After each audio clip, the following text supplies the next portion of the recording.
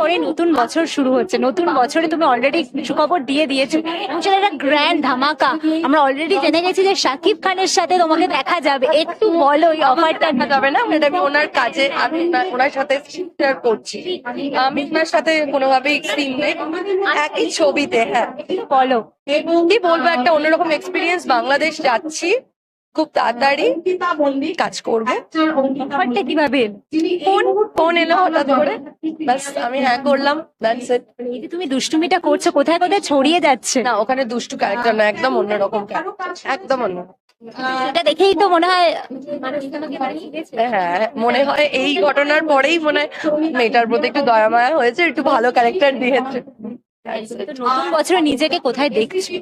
নিজেকে দেখতে হলে এরম দেখতে হবে, এরম না, এইটুকুই চাই। কিছু নিয়েছো কি? হ্যাঁ হ্যাঁ, একদম স্লিম অ্যান্ড ক্লিন, সুন্দর, গর্জিয়াস। শহরে ট্রিপ করবে না এরকম ঠান্ডা নেই।